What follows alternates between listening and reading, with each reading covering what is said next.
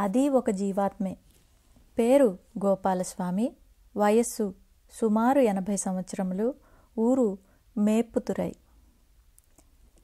శ్రీస్వామి తమ భుజానికి ఒక చిన్న బట్టల మూటను వేలాడదీసుకొని కలశప్పాకం సమీప ప్రదేశాలలో సంచరిస్తూ ఉండేవారు. నేను అవకాశం ఉన్నప్పుడల్లా వారు ఎక్కడ ఉంటే అక్కడికి వెళ్ళి దర్శనం చేసుకునేవాణ్ణి. శ్రీస్వామి అరుగు మీద ఆసీనులైన తర్వాత ఒకసారి వారి దర్శనార్థం వెళ్ళాను. అప్పుడు వారి పాదంలో ఉన్న పుండు మీద చీమలున్నాయి. ఆ చీమలను నేను తీసివేయబోతుంటే సకల జీవస్వరూపి అయిన శ్రీస్వామి, తాకవద్దు, అది ఒక జీవాత్మే, తినిపోని అన్నారు.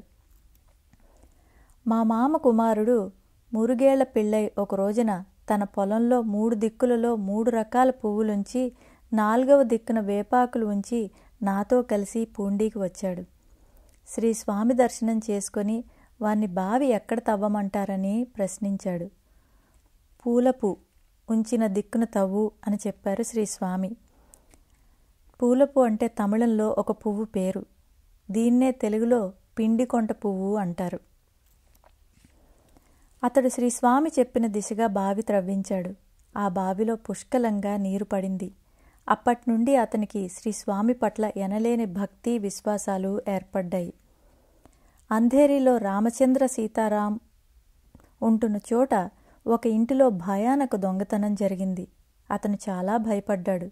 దొంగలచే గాయపడిన ఆ ఇంటిలోని వారిని అతను ఆసుపత్రిలో చూసి ఇలాంటి విపత్కర పరిస్థితి తమకు రాకుండా కాపాడమని బాబాను ఆర్తిగా ప్రార్థించాడు.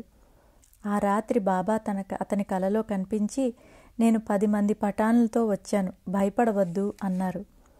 ఆ తర్వాత 10 మంది రజకులు అతని వద్దకు వచ్చారు. వాళ్ళు అంతకుముందు రైల్వే స్థలంలో చాకిరీ పెట్టుకొని ఉండేవారు.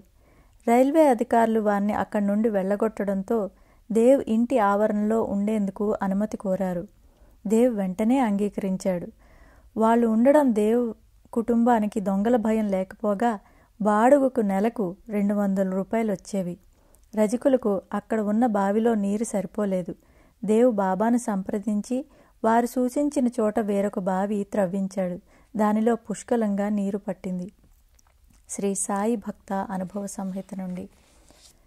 నాకు 5 ఎకరాల పొలం ఉన్నా గంజి తాగే స్తోమత కూడా ఉండేది కాదు. ఒక బావిలో నాకు వాటా ఉన్నది, కానీ ఆ బావిలో నీరు లేదు. నేను ఒకసారి శ్రీ స్వామిని దర్శించుకుని నాకున్న పొలంలో ఏ దిక్కున బావి త్రవ్వమంటారని అడిగాను. అప్పుడు శ్రీస్వామి, గంజి తాగితే చాలులే అన్నారు. శ్రీస్వామి అనుమతి లేదని ఇక బావి తవ్వే ప్రయత్నం మానుకున్నాను.